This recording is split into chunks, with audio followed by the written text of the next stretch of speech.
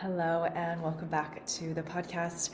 My name is Shannon, and if you are new here, let me just introduce myself quickly. I am a shamanic practitioner and I'm a womb care worker, and I am so deeply passionate about connecting in to the wisdom of the body and the wisdom of the soul, and how really these two aspects of wisdom are one and the same. They're married together, the body, the soul, body, soul, womb, really, and that when we are connected into our body, when we are connected into the soul, when we are connected into our womb, we are able to truly walk the path of our soul, the path of our soul gifts or our highest timeline, or however you like to think of it. There's so many different ways to put it, but in this little episode installment today, I have a few things I want to bring forward, but I first want to ask you to get quiet with me.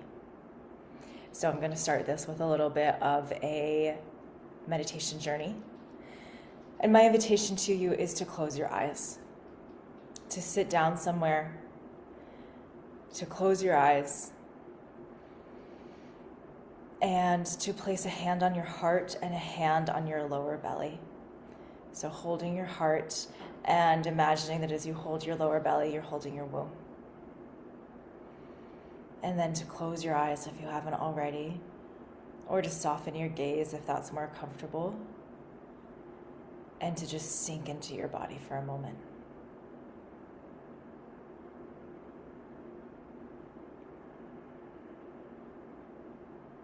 Maybe taking a moment and reaching one of your hands up above your head and imagining that you are gently and lovingly grasping some of your energy, any parts of your energy body that has kind of drifted above you. A lot of us will end up throughout our day just kind of dissociating a little bit from the body, ungrounding, kind of floating above ourselves. So if you feel like you're maybe not fully in your body, just reaching a hand up, grabbing that energy, intending to grab your energy, and just gently pulling it back down through your body.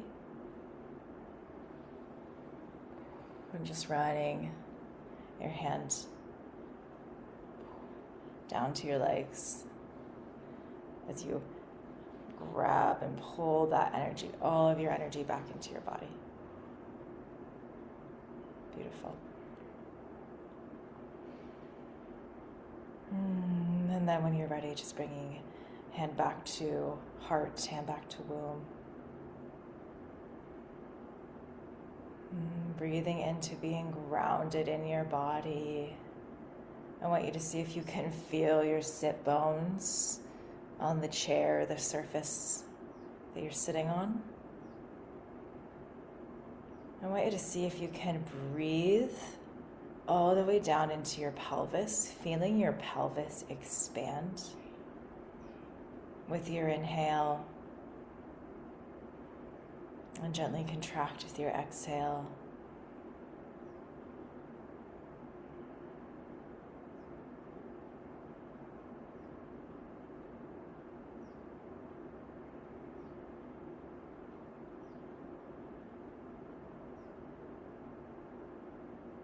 Beautiful. And bringing your hand, it's on the heart, down to your belly button. So you have one hand on your lower belly womb and one hand now holding your belly button. And as you breathe into your belly button,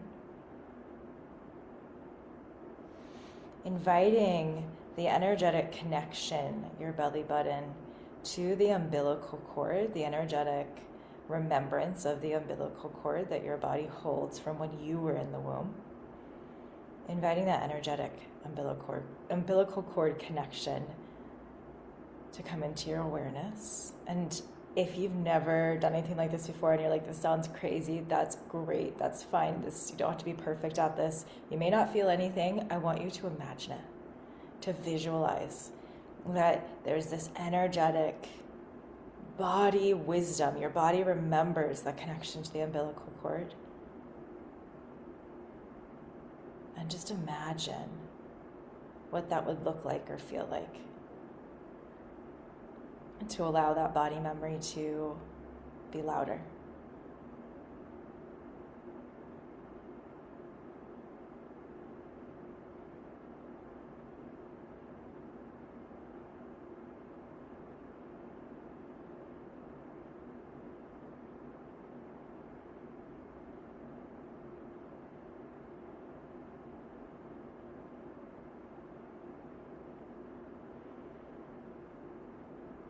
and imagining that this energetic connection to the umbilical cord is now connecting you, since you're obviously not in the womb anymore, is connecting you energetically to the nourishment of the Great Mother, of the sky, of the earth, of spirit. You can think of it as connecting you to life force energy, to the flow of life force energy from the universe. Just seeing what feels right to you here. I'm leaving it a little open-ended for you just to see what feels right. What is your energetic umbilical cord connecting you to? Beautiful flow of love from the universe. The beautiful grounding of Mother Earth. Perhaps the beautiful flow and love of your maternal ancestral line.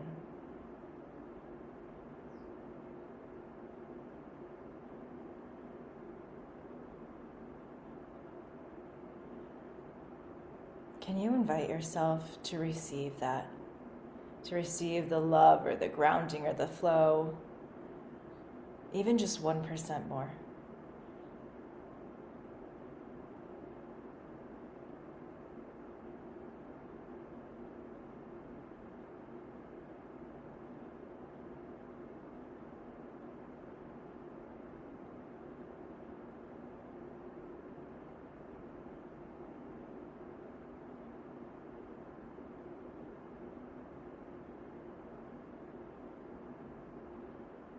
And as you allow yourself to receive, I just want to invite you to feel into this question.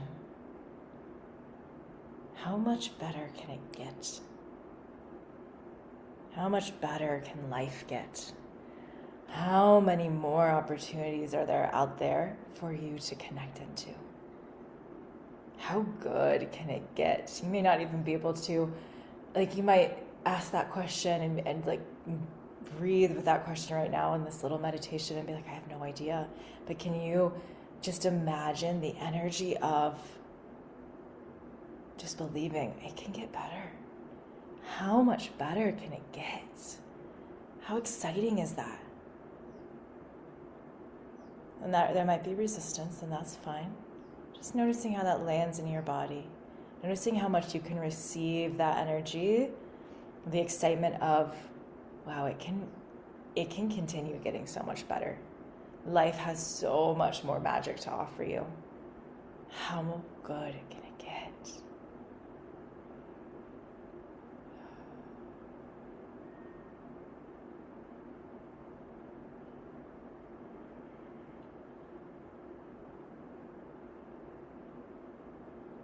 And can you still be with that for a few more breaths? Receiving through your belly button. You're connected to the flow of Mother Universe, of Mother Earth, of your maternal line. You're receiving how good it can get. It can keep getting better and better and better. How good can it get? How exciting. It can only get better. Practice breathing into that. Our minds are, biologically, our minds are wired to keep us safe. So it's actually a lot easier and biologically, feels more natural to go, how much worse can things get, right? Because we're trying to be prepared. So we're doing the opposite right now, right? Because this is a practice. We can teach ourselves to look for the good. And that really changes the life that we live. So how much better can it get? How good can it get? How much of that goodness can I receive?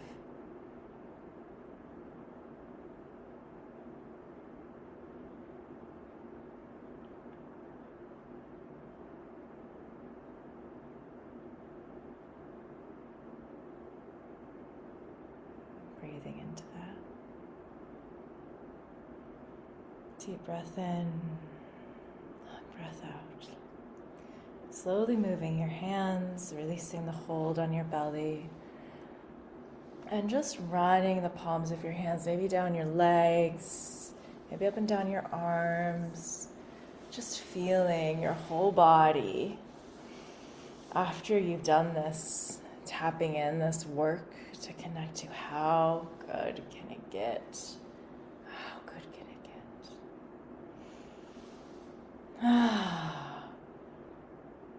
And when you're ready, you can slowly start to open your eyes and come back to here and now.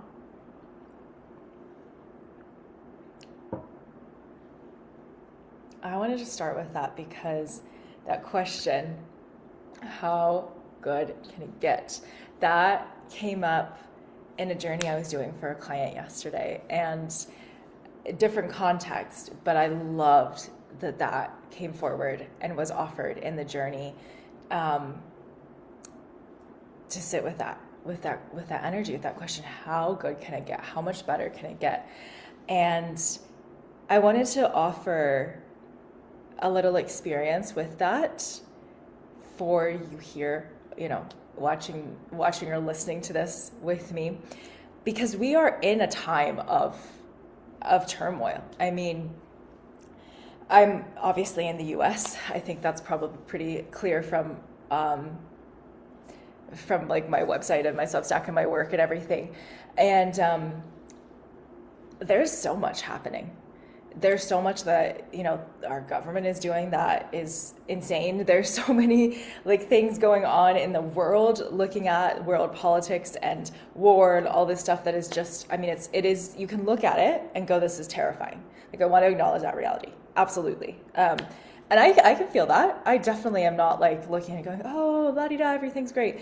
However, what I am trying to do, and this is why I wanted to bring this little practice in at the start before talking about anything today, is it doesn't help me or my family or my clients or my work for me to be in a place of everything is going to shit. This is terrifying. We're all going to whatever, that doesn't help anything. In fact, all it does is feed into the fear and feed into the feeling of there's nothing here, I can't do anything about this. I'm a victim of what's happening, right? A victim in the sense of I have no control, which, to some extent is true, right? But I can't control what the big powers that be do, and neither can probably you listening to this.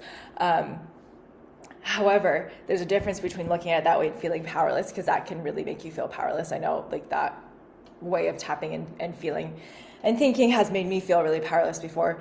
Or we can look at it and go, yeah, okay, the world is going through a crumbling. It is the foundation is changing, and it has to change, right? If you've been in any kind of spiritual space, conscious space, self-exploratory soul work kind of space in the last 5, 10, 15 years, we've been talking about this happening for a long time, but it's been a little more theoretical, and now we're less in the theoretical and we're more in the reality of seeing the foundations really shifting and changing. And it's scary, right? It's a lot easier to talk about the theoretical, the new paradigm, the shift the world's going to go through, and then actually living through it is a lot different, right? However, if you believe that we are heading towards something better, a new paradigm, as it were. I use that phrase just because it's one that most people have heard. So I think it's a easy one to use to connect into the idea that we are moving into a better future, a more hopefully conscious, embodied, loving future. We have to go through a crumbling of foundations, right? And that is hard. However, we kind of look at it and go, this is so hard.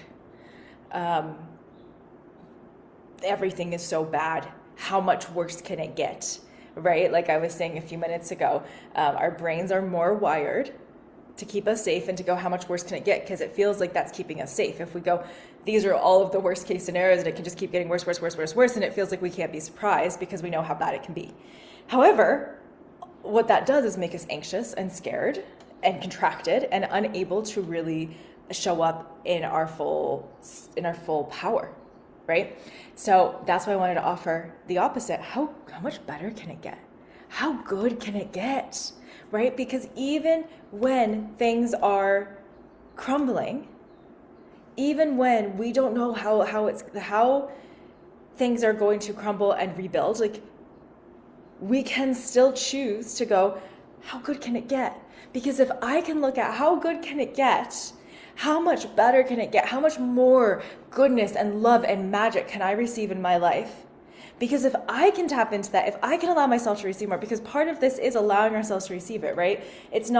I'm not someone who believes that it's all mindset, that it's all just, like, if you're always worrying about how bad can get, you're manifesting bad things. Or if you're always thinking about how good can it get, you're going to manifest good things. Like, it's not that black and white and simple. However, there is also a truth, and there is neuroscience that has looked at this too, like that our thoughts, where we focus our energy, does influence how we experience reality, right? And so it's kind of this, it's not as black and white as like it's this or that, but there is this kind of middle area, gray area, that's like, okay, yeah, if I can focus more on how much more beautiful can it get, how much more lovely and magical and wonderful can it get, because if I can be in that space, if you can be in that space, imagine how much more good we can pour out into the world, into our communities, into the people that we connect with every day. If we're walking and holding the energy of, I know it can only get better. I know it can only get better. I am tapping into the magic of how good it can get. That changes how we show up in the world, right? And if we can show up that way, we can share that with other people around us, right? And that is more, I truly believe that is more helpful to the new paradigm, consciousness shift, whatever you want to call it, right? The rebuilding that we want to be able to do to create a better world for all of us. We're going to do that from a place of how much better can it get, of dreaming, of visioning, of being able to receive. Oh my God, it can get this much better. And I can hold this part of how much better it can get. And I can bring that to my people. Or I can vision this and I can bring that to others who can help me build it. It's like, how much better can it get? And how much more good can my nervous system hold? How much more excitement and magic and love can my nervous system hold? Because if my system can hold more of that, then I can bring more of that into the world around me, and I can share that with those around me, and we co-regulate with each other, right? Humans co-regulate. That's why we need relationships. We need other people to co-regulate with. Our intimate partners, we co-regulate with them. Kids co-regulate with their parents. Kids don't really form their own nervous system until, like, I think somewhere between 7 and 10 years old, right? So this is why, a baby cries and needs to be held. And needs to be held as long as they need to be held, because that is their system. Their nervous system they don't have their own nervous system. They're borrowing their mom or dad's, right? My point being, we co-regulate with other people. So if my nervous system, if I'm able to hold, how much better can it get? How much more can the people around me? Maybe they're not, able to hold how much better can it get quite as deeply as I can yet. Maybe they're not even thinking that. But if I'm holding that in our interactions, my nervous system is sharing that with them. And eventually they start to feel it, consciously or not. And I notice this. I don't even say this to people sometimes when I'm around them. I don't say, I'm really thinking about how much better can it get. I just notice, whoa, okay, a topic is coming up that brings up fear. I'm going to come back to my system and remind my system that things can only get better. How much better can it get? Or the idea of I'm holding space for things to only get better, right? How much better can it get? How much more can I hold space for the love, for the good, for the things that we want to see happen, right, in the world? And if I can remind my nervous system that that's what I'm holding and looking for and holding space for and receiving, that's why we connect in with the belly button, because the belly button and that biological anatomical connection to the umbilical cord, the first organ that we grow in utero, so our body remembers it, right? That is our first place of receiving. So if we can connect into the energy of receiving through our belly button, receiving from the universe, receiving from Mother Earth, receiving from Spirit, receiving from Mother, Father, God, however you connect in and think of Spirit, however you conceptualize of it is beautiful and fine, and insert any word you want to there. But if we can really connect in and connect into that receiving and the receiving of the good, and allow our systems to sit there as much as possible, right? It's not going to be perfect. It's not be all the time. My nervous system definitely like doesn't always stay in the how beautiful and lovely can it get? Like I get anxious, I get scared, I get fear, all those things, right? But I try to pull myself back as soon as I can, as soon as I remember, into how good can it get, or how lovely can it get, or how much magic can there be? Because my system's there, then I can share that with those around me. And it does. I notice how that impacts. It can impact a conversation immediately. Like say with my partner, if we're both feeling fear, and I can notice it, I can notice where my system is feeling fear, and I can pull myself out of it, take a minute and like regulate and release a little bit of that nervous system tension, and come back to, even maybe I can't come back to full like, oh my God, how much more magical can it get? But maybe I can come back to just like, how can it be okay? How can I receive okay? And if my system can get there, often his system follows, or vice versa. Sometimes it's him who he gets his system back into calm, and then my system follows, right? That's co-regulation. And so anyway, long story short, my point being, one of the things that I think is so important to be doing right now in this crazy time is to remember how to come back to yourself. Remember how to come back to your receiving, to your soul, to your womb, to your body, to all of what makes you you. And to remember to come back to holding the vision, holding the energy, and receiving the energy and the vision for how much better can it get. Yes, things outside are scary. I can absolutely acknowledge that. And I will, I have conversations about this every day with my family, with my partner, talking about the realities of what's going on. And at the same time, I also come back every day to how can I hold energy and space for the vision, for the energy, for the goodness that's coming. So if that resonates with you, I want to share that so that you can also perhaps tap into more of that for yourself and make more of a practice in your life. Because just as much as we need things to crumble, because there are foundations that are rotten of how this world has been built, of how we are living, right? There are things that do need to crumble, and it's uncomfortable, and it's painful, and it's all the things. But as much as we need things to crumble to be able to rebuild, we also need the vision holders. We also need the people who are holding the space for how it's rebuilding and who are starting to rebuild already, right? And that might be you.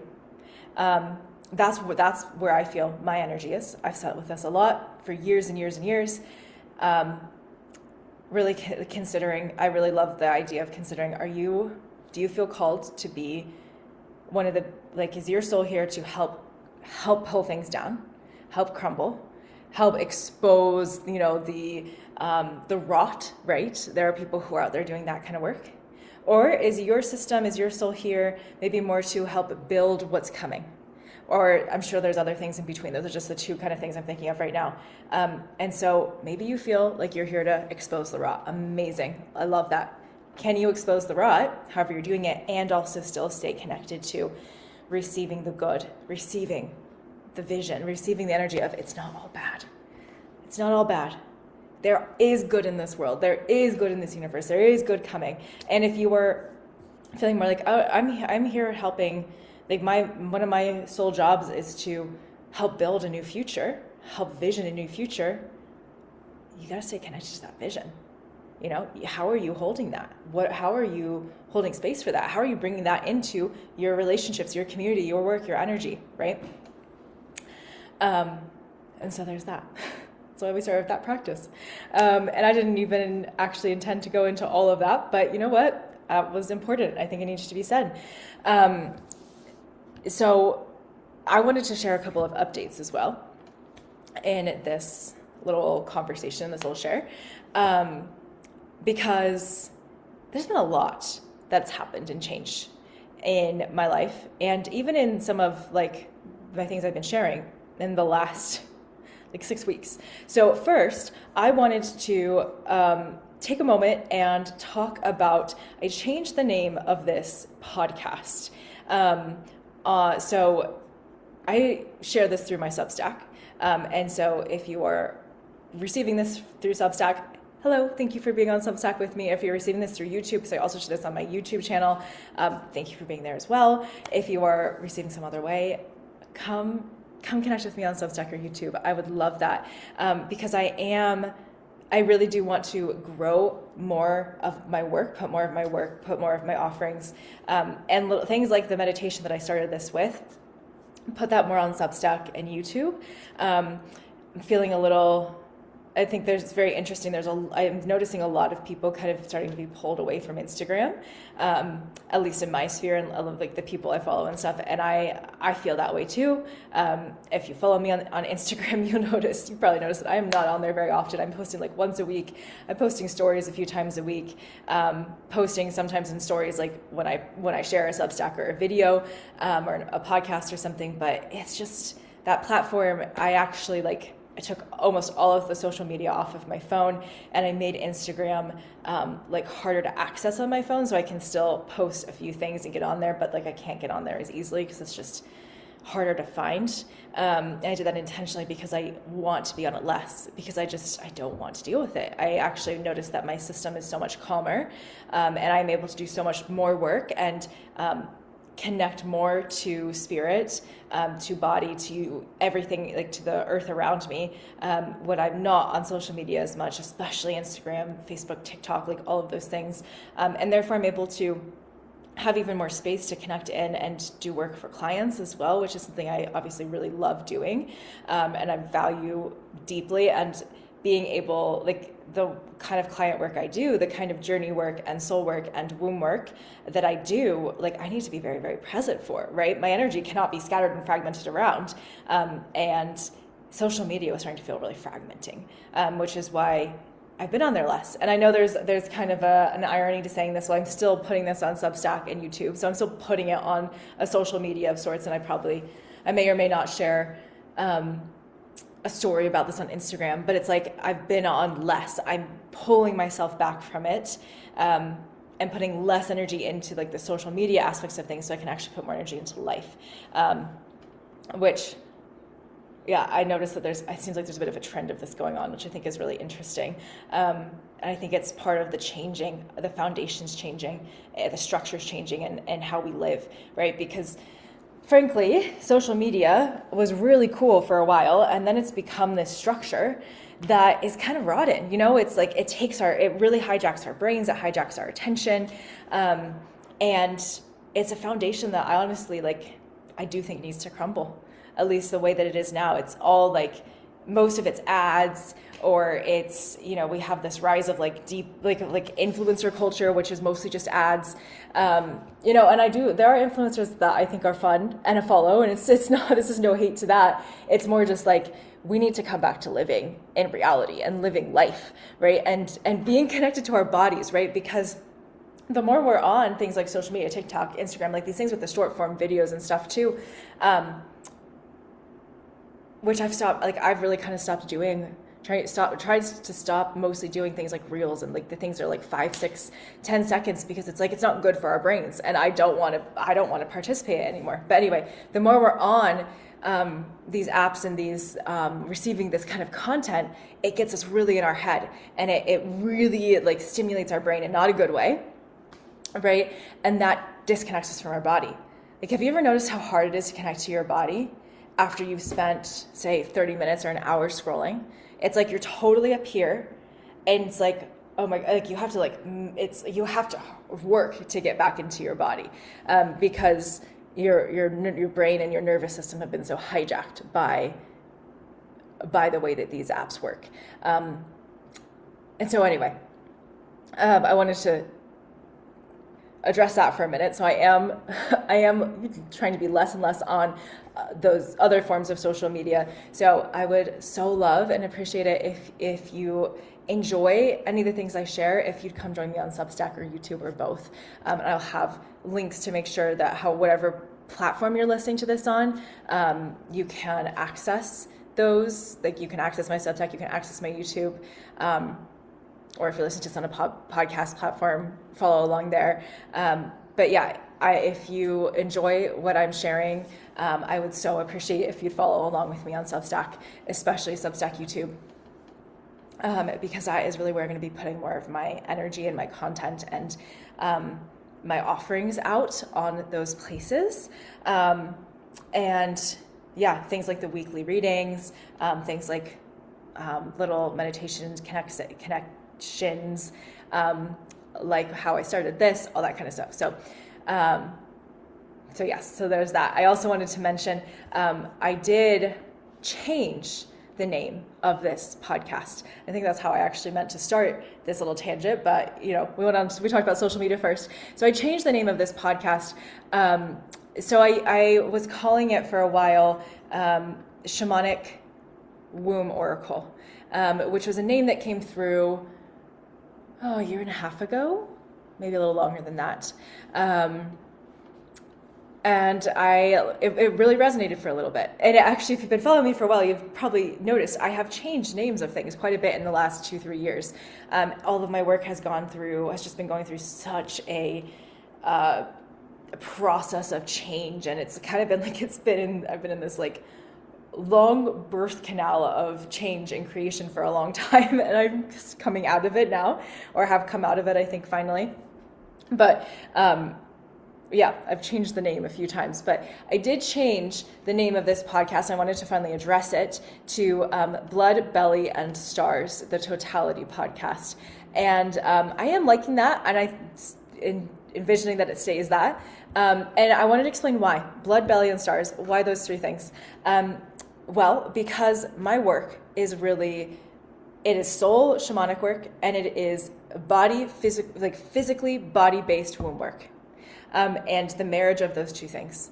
And so when we're talking about the body physiologically, the blood is the water that keeps us alive. Like, right, our blood is so deeply important to physiology of our physical body. And if our blood's not flowing, that's impacting our physical body. If our blood is not flowing as smoothly as it can be, right? That's an energetic also flow, right? So the flow of our blood is important to our physical body, and energetically it's important to our energy body, to the soul. We need our soul is not separate from our body in this life. So blood is like foundation, the foundational, blood is connective tissue. You may have never heard the idea of blood as a connective tissue before, but it is, right? So blood is the foundational connective tissue, connective tissue and water of our physical and energetic flow in our body and in our soul, and the spirit that makes up our body soul marriage in this life, right? In this physical incarnation. Belly, because our belly is the seat, is like where our body physically receives and holds our power. So thinking chakra system, the solar plexus is the top of our belly, right? Solar plexus is the power chakra. It is our like personal sun chakra. So belly, solar plexus, and then the lower belly is our sacral chakra, which is the womb, right? So the belly is the seat of our power, and then it's also where our body receives. The receiving, for example, the umbilical cord, like the exercise we did at the beginning of this podcast, this discussion. So in the physical womb continuum care work that I offer, the very first place that we work in order to realign a uterus, in order to support the structure of the body, in order to support the pelvis, in order to do any kind of body supportive, womb supportive work, we got to start with the belly. The belly needs to be soft, and so many humans are walking around with these rock solid bellies, digestive organs that don't move, fascia that's so tight. The first time I had my fascia work done in womb continuum care on my belly, I was almost in tears. My fascia was so tight. And I'd been working on my belly already for years at this point. But getting this particular body work and receiving this particular womb continuum care training and work on myself, my fascia was still so tight. I was almost in tears, right? It took, so much body work on my body to get to a point where now actually my fascia almost feels nothing when I'm worked on. It's like really cool. It's so much less than it ever was. It's just like fascia is slightly uncomfortable for most of us to be worked on. It's just we live and our fascia tightens up a little bit. But just general gentle discomfort compared to like, wow, this is really uncomfortable, like painful because my body is so tight. That's a huge difference, right? And so anyway, my point being, our bellies are all like tight. And of course I feel this all the time when I work and support women's bellies. The bellies are so tight. Our fascia is so tight. The organs are so tight. And if our belly isn't able to move, then our uterus isn't able to move, and our uterus isn't able to move, then she could be stuck retroverted, she could be stuck to the back, she could be stuck to the side, she could be too low, she might not be able to fully move and release her endometrial lining when we are bleeding. All of these things are going to contribute to stagnancy in the body and therefore stagnancy in the energy field. So there's the connection between body, soul, spirit again, right? And so we need a soft belly. We need a belly that moves, that the blood moves through the belly, right? So blood, belly, and stars. Stars is a connection, is a nod to the shamanic soul and star work that I do. That is such a beautiful, dear part of my work and my offering into the world, and also just what fills my soul up, even if I never offered it, never did anything with it besides just connect to the stars and connect to spirit and nature by myself. It would be one of the most beautiful, like, important parts of my life. So stars. And then totality. Totality is a nod to the way that I work with the body and the energy field. And totality is what I call a form of energy healing that I have developed over the last few years as well, where we are supporting the body and the nervous system into coming into totality, into wholeness, where, in shamanic work, we talk about the soul a lot, and we talk about soul retrieval or soul healing. So retrieving pieces of our soul energy that may have been left in the past or in a situation or in all these different places. There are a lot of different places that soul loss can happen. And so totality, for example, in a shamanic sense, is we've brought that soul energy back in, and it's like our whole totality, the whole totality of your energy field, of your body, of your soul. It's like all here. It's all in you. And the totality energy healing that I work with is all about supporting your body and your energy field and being able to hold your totality and being able to hold all of the beautiful aspects and elements of your soul, of your body, of who you are, who you're here to be, all these things, right? The totality of you. And totality really also, is a nod to the totality of, in order to be able to hold our totality, our body has to be able to hold it. And so there's a nod to the womb continuum care. If our fascia is tight, if our body's tight, if our blood is not able to move as freely in our body as we want, right? If our tissues are all tight, that is going to restrict the flow of everything in our body, right? So the totality is also a nod to, in order to truly be embodied in our totality, we need to be supported in being fully embodied and soft and open and strong in our body, as well as soft, open, and strong in our energy field. So it's a marriage of, again, the body and the soul. So that is why the name of the podcast has changed, and that's what it means. So we did that a few weeks ago, maybe 6 or 7 weeks ago, and so it was time to finally address that. And then the other big change that I did want to finally address and put on here is I have moved. My partner and I packed up and we moved to Arizona. And we are still a little bit in the moving process. We're not totally settled yet. There's still a few things going on. But all of our things are in Arizona. In the Phoenix area. This is where we are settling down. There's a lot of reasons for it, and not all of them I'm going to expand upon. But I wanted to share that this big move has happened, and we are here, to settle and stay at least for a few years, is the plan. There's again, lots of reasons for that, including some reasons that are more specific to him than to me. But basically, we decided to do this like 5 weeks before we left. We had some really beautiful opportunities come in, both for him and for me, and we were just like, wow, these opportunities are amazing. This feels like such a strong call to the desert. We've actually kind of toyed with moving to Phoenix for years, and then we ended up moving to Iowa for a year, which was really interesting, and I do believe very purposeful. There were a lot of it was a really healing place for us, and it was very good for we weren't there for quite a year. We were there for about 11 months. For the 11 months that we lived there, it was what we needed. However, there was a knowing in both of us that it probably wasn't where we were going to stay forever. I remember when we decided to go visit, and we felt that, okay, yeah, this feels like where we're supposed to go first. Right now, I was journeying with the land, and the message the land gave me was 5 years or less is how long you'll be here. But yeah, there is something here for you.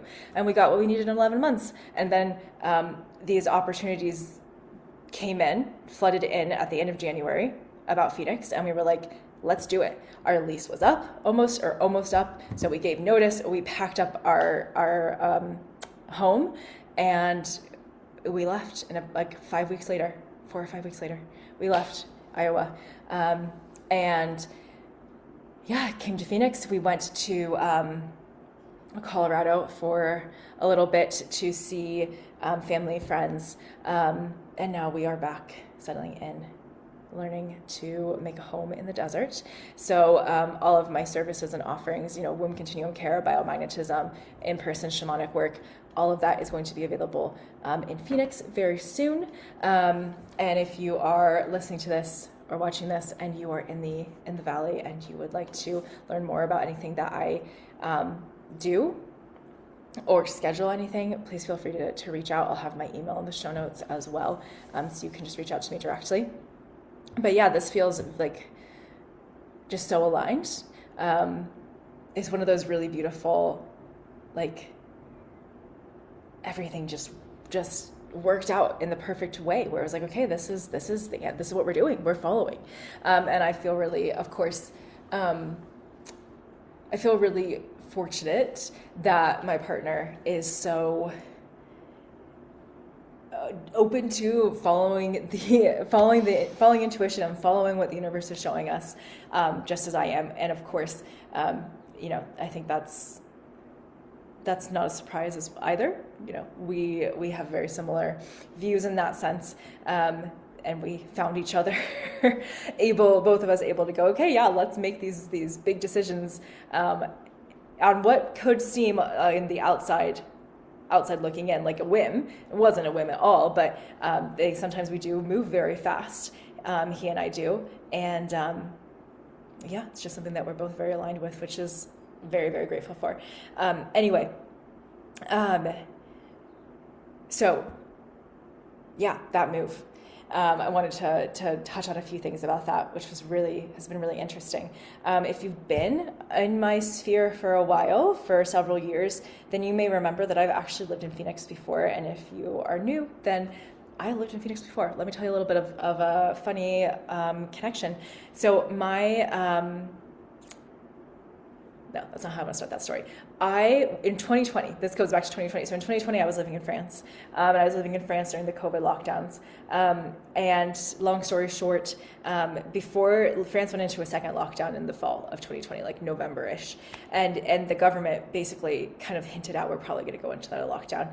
And my plan had been to stay. Like when I left the US at the end of 2019, to go back to France. I'd kind of been moving back and forth between the U.S. and France for a little bit at that time. When I went, at the end of 2019 back to France, my plan was never to come back to the U.S. I got rid of, car. I didn't have anything. I mean, I had childhood stuff in my parents' home. But otherwise, my plan was I took everything I needed with me. I didn't intend to really ever come back and live in the U.S. And then COVID happened. And then close to the end of 2020, when the French government was like, we're probably going to shut down again, I was like, I actually can't make this work anymore. Like, because of the shutdowns, because of all this stuff that's happened with COVID, I haven't been able to work. I'd been studying, I'd been doing a program. So I wasn't intending on like being able to work full time yet in 2020, but I was hoping I'd be able to work some. And it was just really hard because of the lockdowns that kept happening. And so then also my school program was coming to an end, and I was like, this is going to be like, my plan had been to change a visa into a work visa and to stay, which was why I was doing school to start with. But again, with COVID, there were just a lot of variables where like, this is not going to work the way that I hoped. So I ended up deciding to come back to the US. And my parents had just moved to Phoenix. They just retired to Phoenix because I grew up on the East Coast. I grew up in New Hampshire. And I was really happy about that because I didn't want to go back to New Hampshire at that time. I was like, nope, I don't want to go back to where I grew up. I want to do something different. And so I ended up coming to Phoenix, and I was here for just under a year. And it's really where I truly started my work and my business. And then I moved to Colorado, and Colorado was what I needed it to be. It was a huge initiation, and I met my partner, and then we moved to Iowa, and now, and the whole time, like, the last couple of years, it's been like, oh, I think we might go back to Phoenix. And then we were kind of like, no, we won't. It's too big. It's too hot. It's all the things. And it just worked perfectly. Where it was like, now was the time. The call came. So here we are. And I share that because, one, I just, I think it's important to share that where I am offering my work has changed. But also, I share it because sometimes things happen that we don't understand. And sometimes the best thing we can do is follow where we're being called, where we are, where our soul is calling us, where our life is calling us, where intuition is calling us. Sometimes the messages don't make sense until you do it. And this is an example of that for me, for him and I both, really. The message didn't make sense until it made sense. The message had been floating around us for a couple of years about Phoenix. And like, finally it made sense and everything fell into place. We're like, okay, we're following it. And so, we are in this time of crumbling and rebuilding, right? And in the world collectively. And this could be a time where you're asked to make changes. They may not be as drastic as moving states like what I've just done, but you might be called to make changes. And I don't recommend just making a random spontaneous change on a whim.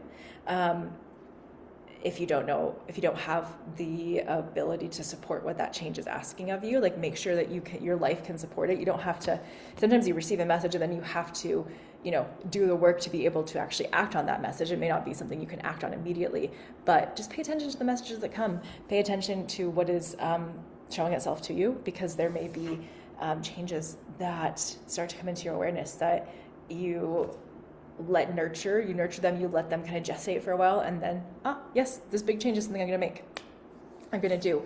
It's part of the restructuring that we are going through, because we're going through a restructuring collectively and individually, internally. So there's that. If you are going through any of that kind of restructuring yourself and you want to share anything, I would love to hear. I've always loved to hear how this energy is impacting everyone else. So feel free to leave a comment, send me an email, anything if you'd like to. I'd love to hear. And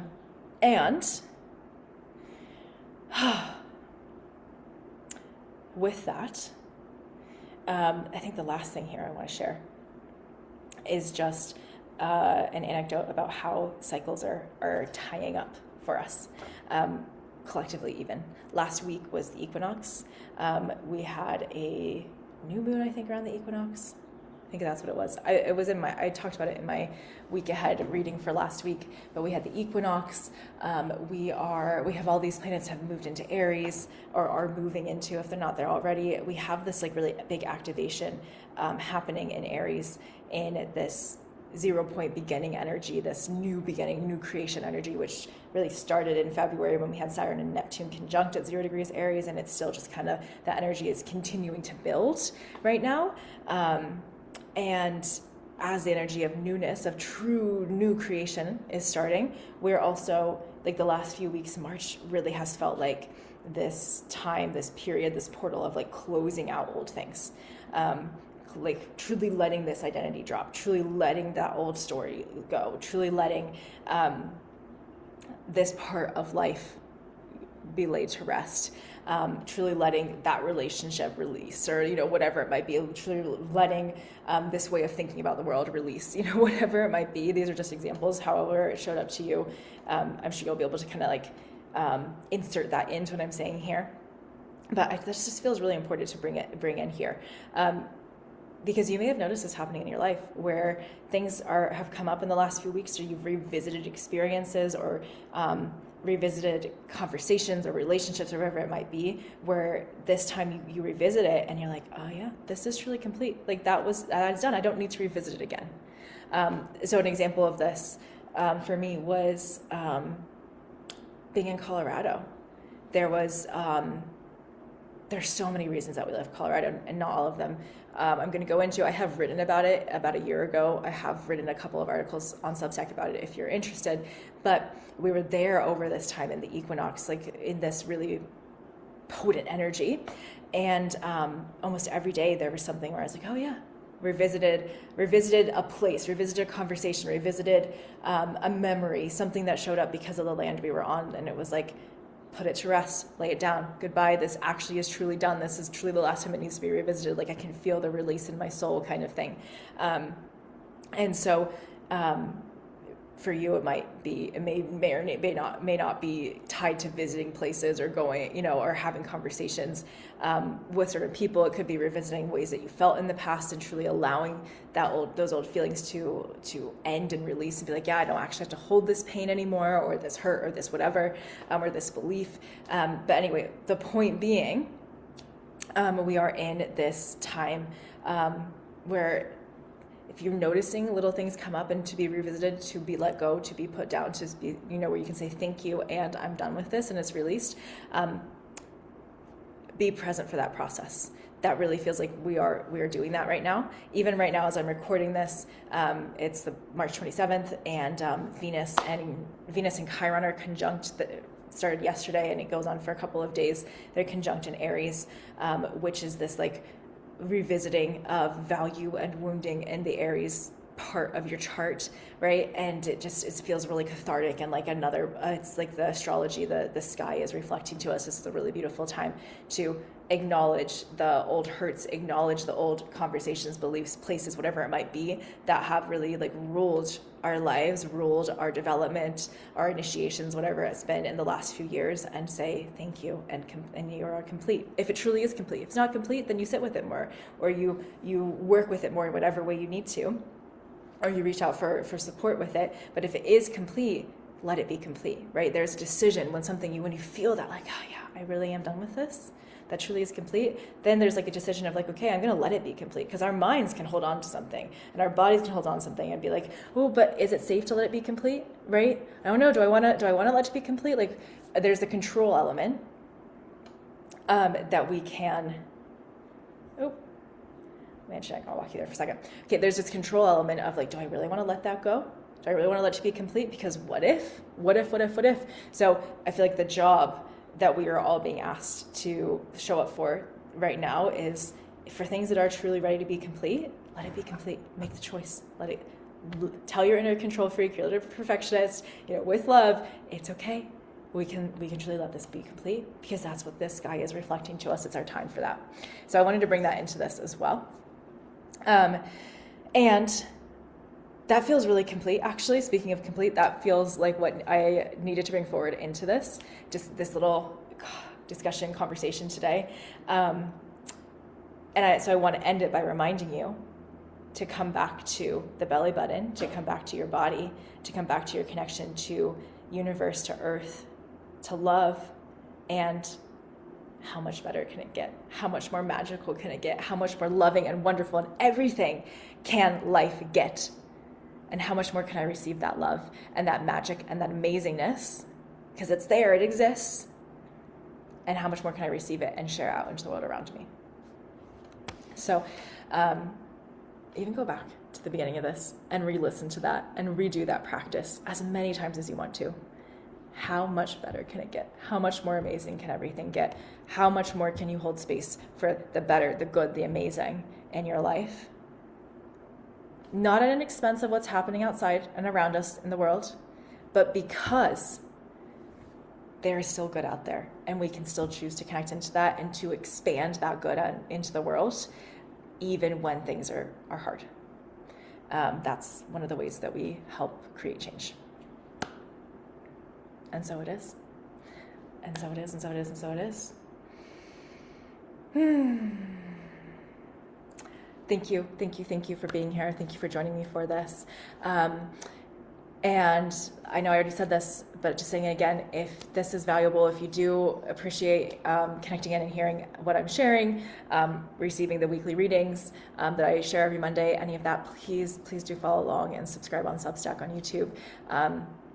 It really would mean a lot to me, and I'd truly love to have you here. And if there's anything that you would like to share, please feel free to leave a comment, send me an email, any part of anything that resonated, any part of your story you want to share, if you just want to be witnessed. I would love to hold space for that. And then also finally, in the next very soon, probably a few days, week or so, I will be sharing my schedule, sharing if you are in the Phoenix area, how you can book with me in person, and also I'm working on some new offerings for this season to share as well. So those will be coming out and probably being shared here first, honestly, shared via Substack or podcast or YouTube video. So yeah, if you are interested in being up to date with things as I share them, with offerings as they come out, with information on how to get onto my schedule in person, or I'm also looking at potentially creating immersions as well, where you come receive soul and womb care for a few days, intensive, beautiful, ceremonial kind of immersions. If you're interested in something like that, then definitely make sure to stay connected here, because this is probably where I'm going to put that information out first. Okay. I'm going to stop rambling. Thank you for being here. Sending you a lot of love for the rest of your day whenever you listen to this. And I'll see you for the week ahead reading in a few days. And so it is.